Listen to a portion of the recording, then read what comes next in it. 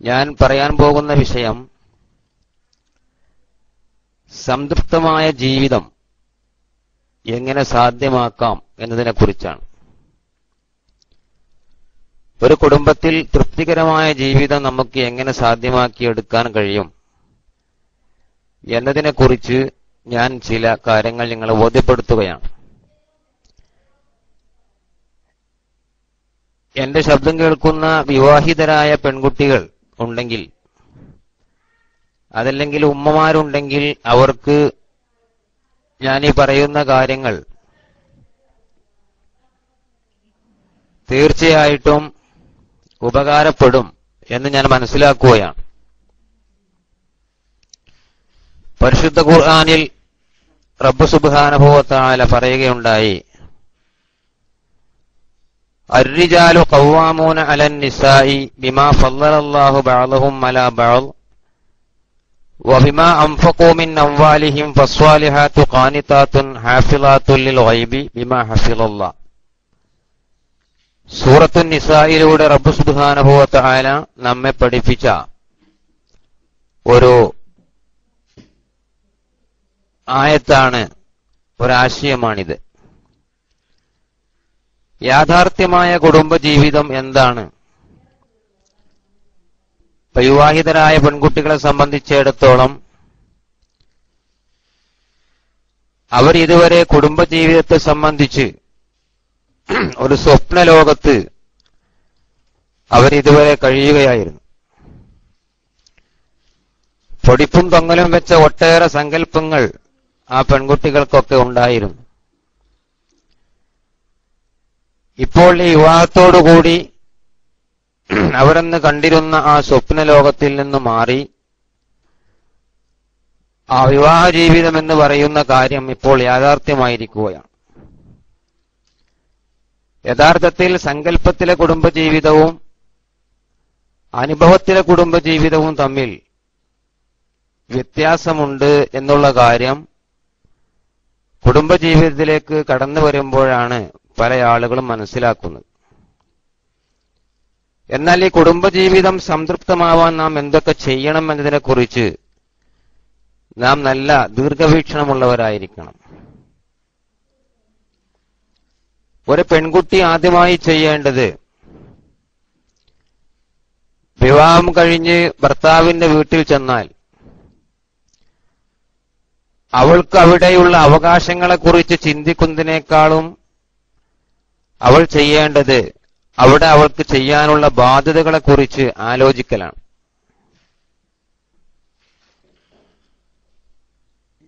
ഞാൻ എന്റെ ഭർത്താവിന്റെ വീട്ടിൽ ചെന്നാൽ എനിക്കൊരുപാട് അവകാശങ്ങൾ അവിടെ ഉണ്ട്. ആ അവകാശങ്ങളൊക്കെ ഞാൻ അവിടെ നടപ്പിലാക്കും എന്ന് ചിന്തിക്കുന്നതിനേക്കാളും എന്തൊക്കെ ബാധ്യതകളാണ് എനിക്ക് ഭർത്താവിന്റെ വീട്ടിൽ ഉള്ളത് എന്നതിനെക്കുറിച്ച് ആ സ്ത്രീ ഒരിക്കലും ആലോചിച്ചിട്ടുണ്ടായിരിക്കുകയില്ല. അതുപോലെ തന്നെ ഒരു സ്ത്രീയുടെ കുടുംബജീവിതം നന്നാവണമെങ്കിൽ അവളുടെ മനസ്സിലുള്ള സ്നേഹവും അതുപോലെ തന്നെ ഭർത്താവിനോടും ഭർത്താവിന്റെ മാതാപിതാക്കളോടുമൊക്കെയുള്ള ബഹുമാനവും അത് സ്വന്തം ഉള്ളിൽ ഒതുക്കി വെക്കാതെ അത് പുറത്തേക്ക് പ്രകടിപ്പിച്ചാൽ ഒരു പരിധിവരെ ഒരു സ്ത്രീയെ സംബന്ധിച്ചിടത്തോളം അവരുടെ കുടുംബജീവിതം സംതൃപ്തമാക്കാൻ കഴിയും എന്ന് മനസ്സിലാക്കേണ്ടതുണ്ട്. മാത്രമല്ല, ഭർത്താവിന്റെ വീട്ടിൽ ആ പെണ്ണ് താനൊരു അന്യ പെണ്ണാണ് എന്ന് ആ പെണ്ണ് എപ്പോഴും ചിന്തിക്കാതിരിക്കണം. വിവാഹം കഴിക്കുന്നതോടുകൂടി ഞാൻ ചൊല്ലുന്ന ആ വീട്ടിലുള്ള ഒരു അംഗം തന്നെയാണ് ഞാന്, അതല്ലാതെ ഞാൻ ആ വീട്ടിലൊരു അന്യ പെണ്ണല്ല എന്നുള്ളൊരു ബോധം ആ പെണ്ണിനുണ്ടായിരിക്കണം. 16-17 വയസ്സാകുവോളം സ്വന്തം മാതാപിതാക്കളുടെ ലാളനയിലും അവരുടെ സ്നേഹത്തിലും അവരുടെ ശിക്ഷണത്തിലും വളർന്നൊരു പെൺകുട്ടി മറ്റൊരു വീട്ടിൽ കയറി ചെല്ലുമ്പോൾ തീർച്ചയായിട്ടും ഞാൻ ഈ കയറി വന്ന വീട്ടിൽ ഞാനൊരു അന്യ പെണ്ണാണ് എന്നുള്ള ബോധം ഒരിക്കലും ഒരു പെൺകുട്ടിയെ സംബന്ധിച്ചിടത്തോളം ഉണ്ടാകാൻ പാടില്ല. മാത്രമല്ല ഈ പെൺകുട്ടി എല്ലാ ദിവസവും ദുആ ചെയ്യണം, റബ്ബന ഹബ്ലന മിൻ അസ്വാജിന വ ദുർരിയാത്തിന. ഈ ദുആ ഒരു പെണ്ണ് എല്ലാ ദിവസവും ദുആ ചെയ്തിരിക്കണം. മിക്ക വീടുകളിലും ഉണ്ടാകുന്ന കുടുംബ കലഹങ്ങൾക്ക് കാരണം ഒരു പെണ്ണിന്റെ ആത്മീയമായ ജീവിതത്തിലുള്ള കുറവ് കൊണ്ടാണ് എന്ന് നാം മനസ്സിലാക്കേണ്ടതുണ്ട്. എല്ലാ വീടുകളിലും ഇന്ന് പ്രശ്നങ്ങളാണ്, പ്രയാസങ്ങളാണ്. മാത്രമല്ല ഭർത്താവിനെ സ്നേഹിക്കുന്ന ഭാര്യയുടെ ഒരുപാട് ശീലങ്ങളുണ്ട്. ഭർത്താവിനെ സ്നേഹിക്കുന്ന ഒരു പെണ്ണിനെ സംബന്ധിച്ചിടത്തോളം, അതല്ലെങ്കിൽ ഭാര്യയെ സ്നേഹിക്കുന്ന ഒരു പുരുഷനെ സംബന്ധിച്ചിടത്തോളം യഥാർത്ഥ സ്നേഹം രണ്ടുപേരുടെയും മനസ്സിലുണ്ട് എങ്കിൽ ആ വീട്ടിൽ പിന്നെ കുടുംബ കലഹം ഉണ്ടാകാൻ യാതൊരു സാധ്യതയുമില്ല. ഇവിടെ നാം മനസ്സിലാക്കേണ്ടത്, കുടുംബ കലഹം ഉണ്ടാകുമ്പോൾ നാം ഏറ്റവും കൂടുതൽ ചിന്തിക്കേണ്ടതും മനസ്സിലാക്കേണ്ടതും അവർക്കുള്ള സന്താനങ്ങളെക്കുറിച്ചാണ്. വീട്ടിൽ ഉമ്മയും ഉപ്പയും ഇങ്ങനെ കലഹം കൂടുകയാണെങ്കിൽ ആ വീട്ടിലുള്ള കുട്ടികളെ സംബന്ധിച്ചിടത്തോളം ആ കുട്ടികളെയാണ് ഇവരുടെ കലഹം ബാധിച്ചുകൊണ്ടിരിക്കുന്നത്. അപ്പോൾ ഒരു സ്ത്രീ ചെയ്യേണ്ടത് തന്റെ ഭർത്താവിന്റെ സ്വഭാവം അനുസരിച്ച് ആ ഭർത്താവിനോട് പെരുമാറണം. പെട്ടെന്ന് ദേഷ്യപ്പെടുന്ന ഭർത്താക്കന്മാരുണ്ടായിരിക്കാം, അതല്ലെങ്കിൽ തീരെ ദേഷ്യപ്പെടാത്ത ഭർത്താക്കന്മാരുണ്ടായിരിക്കാം. അപ്പോൾ 5ഉം 10ഉം 15ഉം ഒക്കെ കൊല്ലം ഒരു ഭർത്താവിന്റെ കൂടെ ജീവിക്കുമ്പോൾ ഈ ഭർത്താവിന്റെ സ്വഭാവം എങ്ങനെയുണ്ട് എന്ന് ആദ്യം ഭാര്യ മനസ്സിലാക്കിയിരിക്കണം. തന്റെ ഭാര്യയുടെ സ്വഭാവം എങ്ങനെയുണ്ട് എന്ന് ഭർത്താവ് മനസ്സിലാക്കിയിരിക്കണം. അല്ലാതിരുന്നാൽ ആ വീട്ടിൽ പിന്നെ കുടുംബ കലഹം ആരംഭിക്കുകയാണ്. ഞാൻ മുമ്പൊരു പുസ്തകത്തിൽ വായിച്ചിട്ടുണ്ട്, ഒരു ക്രിസ്ത്യാനിയായ ഒരു സഹോദരൻ ഒരു കല്യാണം കഴിച്ചു. കല്യാണം കഴിച്ചപ്പോൾ പള്ളിയിലുള്ള അവരുടെ അച്ഛൻ ഈ കല്യാണത്തിനു ശേഷം അവർ നടത്തിക്കൊണ്ടിരിക്കുന്ന താലികെട്ടിനു ശേഷം ഒരു പ്രഭാഷണം നടത്തി. അതിൽ അദ്ദേഹം പ്രസംഗിച്ചത്, നീ ഇന്നു മുതൽ ഒരു പെണ്ണിന്റെ ഭർത്താവാണ്, അതുകൊണ്ട് തന്നെ ഒരു കുടുംബ ജീവിതത്തിലേക്ക് കാലെടുത്തു വെക്കുകയാണ്. കുടുംബ ജീവിതം എന്ന് പറയുന്നത് എപ്പോഴും എല്ലാ ദിവസവും എന്തെങ്കിലുമൊക്കെ കലഹങ്ങളും പ്രയാസങ്ങളും ശബ്ദകോലാഹലങ്ങളുമൊക്കെയുള്ള ഒരു വിശാലമായ ജീവിതത്തിലേക്കാണ് നീ കാലെടുത്തു വെക്കുന്നത്. പള്ളിയിലെ അച്ഛൻ ഇദ്ദേഹത്തിന് പറഞ്ഞു കൊടുക്കുകയാണ്. എന്നിട്ട് ഇദ്ദേഹം പറഞ്ഞു ഒരുപാട് ഉപദേശങ്ങൾ. അങ്ങനെ മനുഷ്യൻ ജീവിതത്തിൽ ഒരുപാട് കാലം ജീവിച്ച് 80 വയസ്സോളം ഇദ്ദേഹം ജീവിച്ചു എന്നാണ് പറയുന്നത്. പക്ഷെ 80-85 വയസ്സ് പ്രായം ഇദ്ദേഹം ജീവിച്ചിട്ടും ഇദ്ദേഹത്തിനിക്ക് ഒരു ചുറുചുറുക്കുള്ള ഒരു 45 വയസ്സുള്ള ഒരു യുവാവിന്റെ ആരോഗ്യം ഇദ്ദേഹത്തിൽ ജനങ്ങൾ കാണുകയാണ്. ഈ 85 വയസ്സ് പ്രായമുള്ള ഒരു വയോവൃദ്ധനായ ഒരു മനുഷ്യൻ 45 വയസ്സുള്ള ഒരു ചെറുപ്പക്കാരന്റെ ആരോഗ്യത്തോടെയും ചുറുചുറുക്കോടെയും ഇങ്ങനെ ജീവിച്ചിരിക്കുന്നത് കണ്ടപ്പോൾ നാട്ടുകാർക്കൊക്കെ ഒരു സംശയം, എങ്ങനെയാണ് ഇദ്ദേഹം ഇത്ര പ്രായമായിട്ടും ഇത്രയും ആരോഗ്യത്തോടു കൂടി ജീവിക്കാനുള്ള കാരണം? അപ്പോഴാണ് ഈ സഹോദരൻ ജനങ്ങൾക്ക് വിശദീകരിച്ചു കൊടുക്കുന്നത്, ഞാൻ എന്റെ കല്യാണത്തിന്റെ ദിവസം എനിക്ക് പള്ളിയിലെ അച്ഛനൊരു ക്ലാസ് എടുത്തു. അതിൽ അദ്ദേഹം പറഞ്ഞു, കുടുംബജീവിതമൊക്കെ ആകുമ്പോൾ അങ്ങോട്ടും ഇങ്ങോട്ടും ഒക്കെ പ്രശ്നങ്ങളുണ്ടാകും.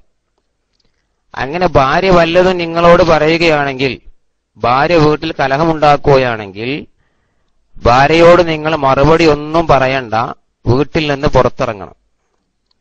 അങ്ങനെ ഭാര്യയുടെ പറച്ചിലൊക്കെ കഴിഞ്ഞ് അവരുടെ ചൂടൊക്കെ കുറച്ച് തണുത്തതിന് ശേഷം നിങ്ങൾ അകത്തേക്ക് കടന്നാൽ മതി. ഈ ഒരു ഉപദേശം ഇദ്ദേഹത്തിന് അച്ഛന് കൊടുക്കുകയാണ്. ഇവിടെ നാം മനസ്സിലാക്കേണ്ടത്, ഒരു കുടുംബജീവിതത്തിന്റെ തുടക്കം മുതൽ അതിന്റെ അവസാനം വരെ എല്ലാ വീട്ടിലും പ്രശ്നങ്ങളും പ്രയാസങ്ങളും ഉണ്ടാകും. അത് ഉസ്താദാണെങ്കിലും സയ്യിദാണെങ്കിലും അത് ഏറ്റവും വലിയ പണക്കാരനാണെങ്കിലും എത്രയും വലിയ സാധുവാണെങ്കിലും എല്ലാവരുടെ വീട്ടിലും യാതൊരു ചെലവുമില്ലാതെ കിട്ടുന്ന ഒരു സാധനമാണ് കുടുംബകലഹം എന്ന് പറയുന്നത്.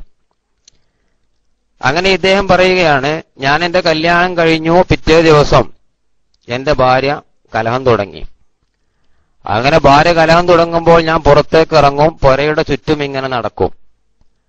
ചുരുക്കി പറഞ്ഞാൽ ഒരു ദിവസം വൈകുന്നേരമാകുമ്പോഴേക്കും ഈ 12 മണിക്കൂറിനുള്ളിൽ 10 മണിക്കൂർ ഞാൻ പുരക്ക് ചുറ്റും നടക്കാറാണ് പതിവ്. അങ്ങനെ 85 വയസ്സ് വരെ ഇതുവരെ ഞാൻ നടന്നതുകൊണ്ട് എന്റെ ആരോഗ്യം ഇത്രയും ക്ലിയർ ആയിട്ട് ഇതുവരെ എനിക്ക് കൊണ്ടുപോരാൻ കഴിഞ്ഞു എന്നുള്ളതാണ്. അപ്പൊ ഈ പറയുന്ന കാര്യത്തിൽ നിന്ന് മനസ്സിലാക്കാൻ കഴിയുന്നത് എല്ലാ വീട്ടിലും കുടുംബകലഹമുണ്ടാകും. മഹാനായ ഉമർ അൽ ഖത്താബ് റളിയല്ലാഹു അൻഹുവിന്റെ കാലത്ത് ഒരാള് തന്റെ വീട്ടിൽ നടക്കുന്ന കുടുംബകലഹത്തെക്കുറിച്ച് ബഹുമാനപ്പെട്ട ഉമർ അൽ ഖത്താബ് റളിയല്ലാഹു അൻഹുവിനോട് പരാതി പറയാൻ വേണ്ടി വീട്ടിൽ വന്നപ്പോ ഉമർ ഖത്താബ് റളിയല്ലാഹു അൻഹുവിന്റെ ഭാര്യ അദ്ദേഹവുമായി കലഹം കൂടിക്കൊണ്ടിരിക്കുകയാണ്. അപ്പൊ പന്തം പേടിച്ച് പന്തളത്ത് ചെന്നപ്പോൾ അവിടെ പന്തം കൊളത്തിപ്പട എന്ന് പറഞ്ഞതുപോലെ ഒരു ആളടുത്തേക്ക് പ്രശ്നപരിഹാരത്തിന് ചെന്നപ്പോ അവിടെ അതിലും വലിയ പ്രശ്നം നടക്കുകയാണ്.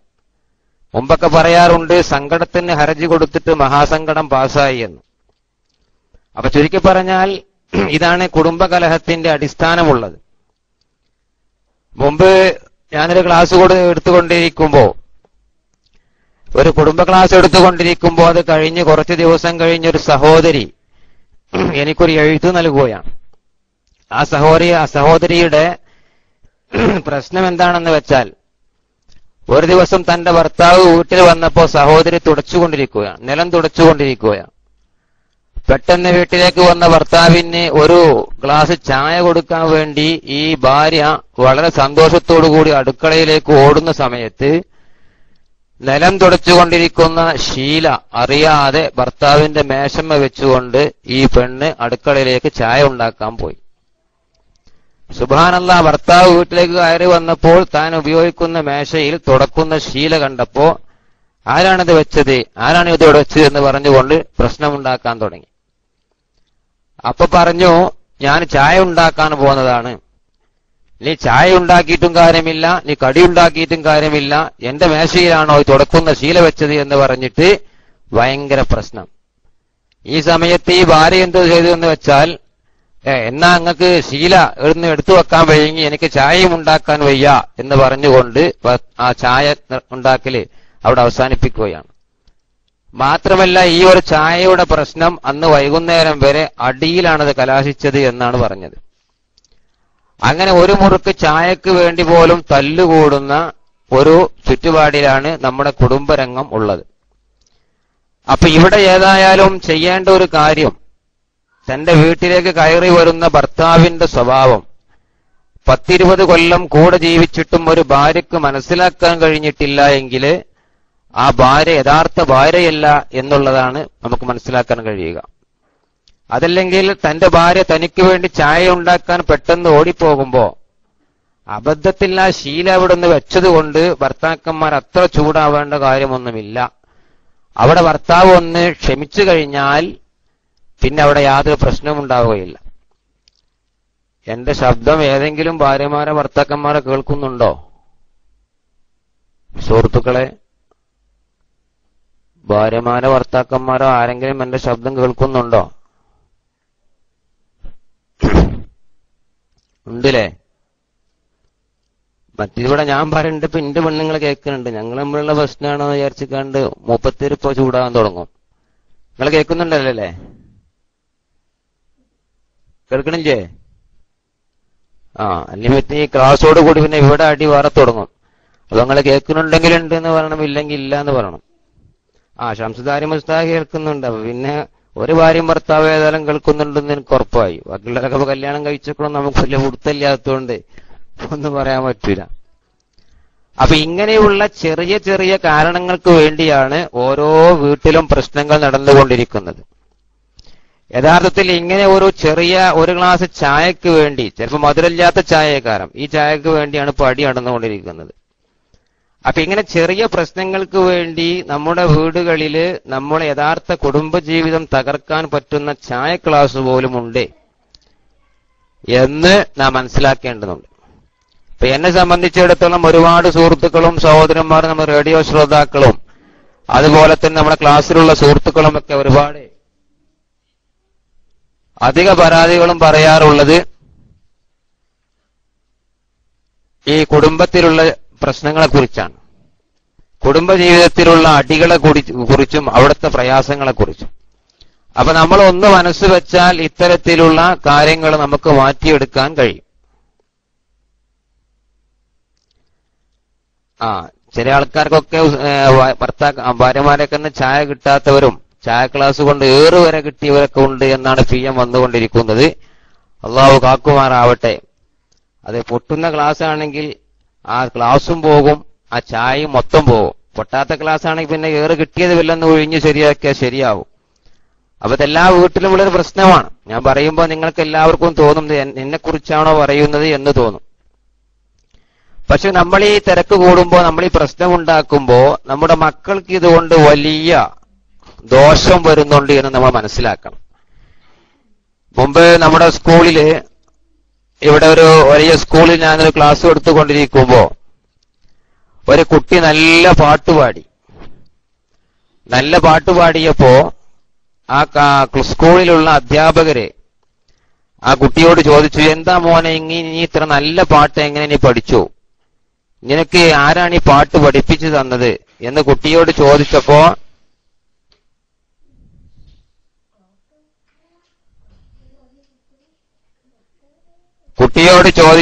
കുട്ടി പറഞ്ഞു, എനിക്ക് ഈ പാട്ട് പഠിപ്പിച്ചു തന്നത് എന്റെ ഉമ്മയാണ്. അപ്പോൾ ഈ കുട്ടിയോട് ചോദിച്ചു, നിന്റെ ഉമ്മ ഈ ക്ലാസ്സിന് വന്നിട്ടുണ്ടോ? അപ്പോൾ പറഞ്ഞു, എന്റെ ഉമ്മ ക്ലാസ്സിന് വന്നിട്ടുണ്ട്.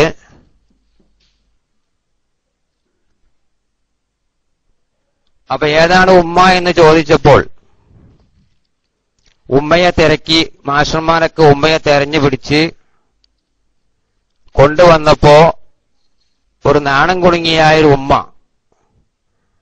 ഞാനാണ് എന്റെ കുട്ടിക്ക് കൂടുതൽ പാട്ടിനോട് ഇഷ്ടമുള്ളത് കൊണ്ട് പാട്ട് പഠിപ്പിച്ചു, എനിക്ക് നല്ല പാട്ട് പാടാൻ അറിയും, അത് എന്റെ കുട്ടിയുടെ ശബ്ദമാധുര്യം അങ്ങനെ കണ്ടപ്പോൾ ഞാൻ പഠിപ്പിച്ചു എന്നൊക്കെ ഉമ്മ പറഞ്ഞു. അപ്പോൾ ഈ 9 വയസ്സായ കുട്ടിയോട് ചോദിച്ചു, നിനക്ക് പാട്ടുപാടാൻ ഇഷ്ടമായപ്പോൾ നിന്റെ ഉമ്മ നിന്നെ പാട്ട് പഠിപ്പിച്ചു, ഈ ഉമ്മക്ക് നീ പകരമായിട്ട് എന്താണ് കൊടുക്കുക? നിന്നെ നല്ലവണ്ണം പാട്ട് പഠിപ്പിച്ച ഉമ്മാക്ക് ഇതിന് പകരമായിട്ട് എന്താണ് മോന് കൊടുക്കാൻ കഴിയുക എന്ന് ചോദിച്ചപ്പോൾ ഈ കുട്ടി എന്ന് പറഞ്ഞത്, എന്റെ ഉമ്മാക്ക് പൂന്തോട്ടം വലിയ ഇഷ്ടമാണ്, എന്റെ ഉമ്മാക്ക് പൂവുകൾ നല്ല ഇഷ്ടമാണ്. അപ്പൊ ഞാൻ പഠിച്ചു വലുതായി വലിയ ഒരാളായി കഴിഞ്ഞാൽ ഞാൻ നല്ലൊരു പൂന്തോട്ടം എന്റെ ഉമ്മക്ക് വേണ്ടി ഞാൻ ഉണ്ടാക്കി കൊടുക്കും. അപ്പോൾ ഇവിടെ നാം മനസ്സിലാക്കേണ്ടത് ഈ ഉമ്മയും മകനും തമ്മിലുള്ള സ്നേഹമാണ്. തന്റെ ഉമ്മക്ക് ഏറ്റവും ഇഷ്ടപ്പെട്ടൊരു പൂന്തോട്ടം ഞാൻ പഠിച്ചു വലുതായാൽ എന്റെ ഉമ്മക്ക് വേണ്ടി ഞാൻ ഉണ്ടാക്കി കൊടുക്കുമെന്ന് ഒരു മകന്റെ മനസ്സിൽ നിന്ന് ഉത്ഭവിക്കണമെങ്കിൽ ഈ ഉമ്മയെക്കുറിച്ച് അതിരറ്റ സ്നേഹം ഈ മകനുണ്ടായിരിക്കണം. ഉമ്മയോട് സ്നേഹമില്ലാത്തൊരു മകനാണെങ്കിൽ അങ്ങനെ പറയില്ല, ഞാൻ എന്തു കൊടുക്കും, ഞാൻ പാട്ടിപ്പോൾ പാടും, പിന്നെ ഞാൻ എന്തു കൊടുക്കും എന്നതിനെ കുറിച്ച് കുട്ടിക്ക് ഒരു ധാരണയുണ്ടാവില്ല.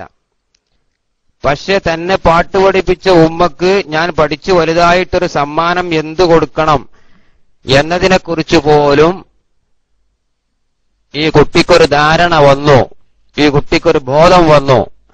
അപ്പൊ ഈ കുട്ടിയും ഉമ്മയും തമ്മിലുള്ള സ്നേഹത്തിന്റെ കാരണം കൊണ്ടാണ്, കുട്ടിക്ക് ഉമ്മയോടും ഉമ്മക്ക് കുട്ടിയോടുമുള്ള സ്നേഹത്തിന്റെ കാരണം കൊണ്ടാണ് അങ്ങനെ ഒരു ഉത്തരം ഈ കുട്ടിയിൽ നിന്ന് ഉണ്ടായത്.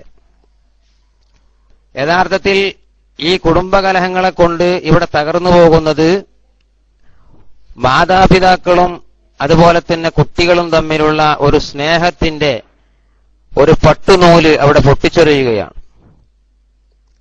യഥാർത്ഥത്തിൽ നല്ല സ്നേഹമുള്ള ഒരു ഉമ്മയെ സംബന്ധിച്ചിടത്തോളം, ഭർത്താവിനെ സ്നേഹിക്കുന്ന ഒരു ഉമ്മയെ സംബന്ധിച്ചിടത്തോളം ആ ഉമ്മയിൽ നിന്ന് കാണുന്ന സ്വഭാവം അത് കുട്ടിയിൽ തീർച്ചയായിട്ടും ഉണ്ടായിരിക്കും.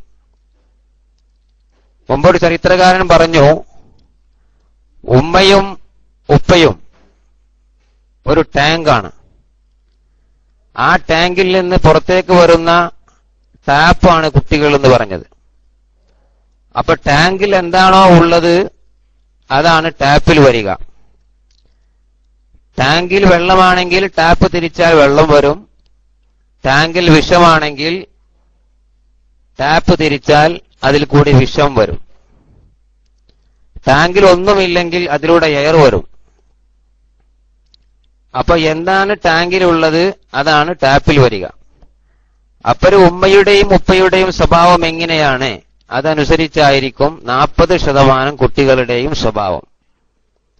ബാക്കി 60% ആ കുട്ടികൾ ഈ ലോകത്തിൽ നിന്ന് കണ്ടുപിടിക്കുന്നത്. ഇപ്പൊ നമുക്കറിയാം, ചില ആളുകളൊക്കെ പറയാറുണ്ട് അവന്റെ സ്വഭാവം അവന്റെ ഉപ്പയുടെ സ്വഭാവമാണ്, അതല്ലെങ്കിൽ അവന്റെ സ്വഭാവം അവന്റെ ഉമ്മയുടെ സ്വഭാവമാണ്, ഇങ്ങനെ പറയാറുണ്ട്. അപ്പോൾ ഉമ്മയും ഉപ്പയും എങ്ങനെയുണ്ടോ അതനുസരിച്ച് ആ ടാങ്കിൽ എന്താണോ ഉള്ളത് അതനുസരിച്ച് ടാപ്പിലൂടെ പുറത്തേക്ക് വരും. ഒരു ഉദാഹരണം പറഞ്ഞാൽ, മുമ്പൊരു ഉമ്മ പറഞ്ഞത് ഞാൻ ഓർക്കുകയാണ്.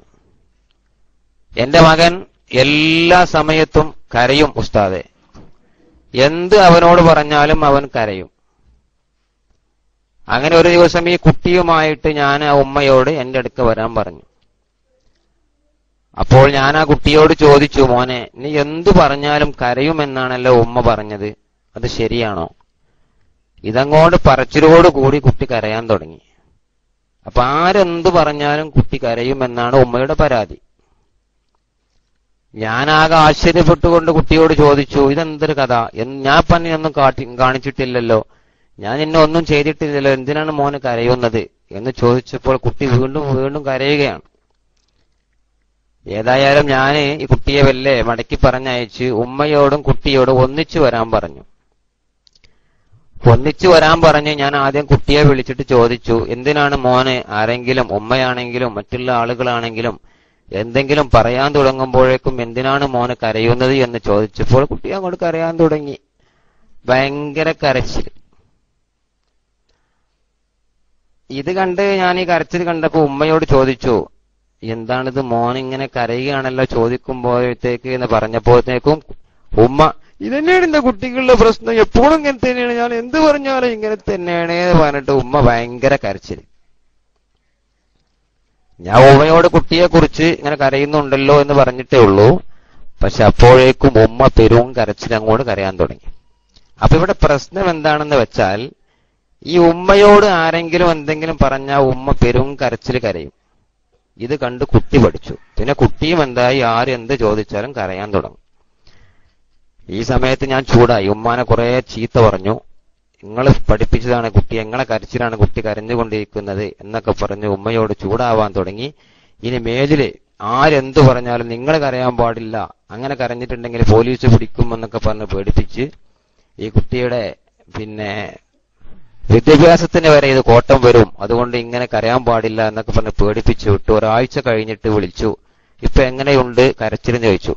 ഇപ്പൊ ഉസ്താദെ വളരെ കുറവുണ്ട്, രണ്ടാളും വളരെ കരച്ചിൽ കുറവാണ്, ഇപ്പൊ മോനെ തീരെ കരയാറില്ല, ഇടയ്ക്ക് ഞാൻ എപ്പോഴെങ്കിലൊക്കെ സൗകര്യം കിട്ടുമ്പോ 2 മിനിറ്റ് കരയുമെന്നല്ലാതെ ഇപ്പൊ കരച്ചിലൊന്നും വല്ലാതെ ഇല്ല എന്ന് ഉമ്മ പറയുകയാണ്. അപ്പൊ ഇവിടെ ടാങ്കിലുള്ളതാണ് ടാപ്പിൽ വന്നത്. അപ്പൊ ടാങ്കിലുള്ളത് ടാപ്പിൽ വരുന്നൊരവസ്ഥ നമ്മൾ പ്രത്യേകം മനസ്സിലാക്കേണ്ടതുണ്ട്. അപ്പൊ ടാങ്കാകുന്ന രക്ഷിതാക്കൾ നന്നായി കഴിഞ്ഞാൽ ഈ ടാപ്പാകുന്ന നമ്മുടെ മക്കളിലൂടെ വരുന്ന കാര്യങ്ങളും നന്നായി കിട്ടും. അപ്പൊ ഒരു കുടുംബജീവിതം ആദ്യം തന്നെ നന്നാക്കണം എന്നുള്ള കാര്യത്തിൽ നമുക്ക് എപ്പോഴും ബോധവാന്മാരായിരിക്കണം. എന്റെ ശബ്ദം നിങ്ങൾ ആരും കേൾക്കുന്നുണ്ടോ?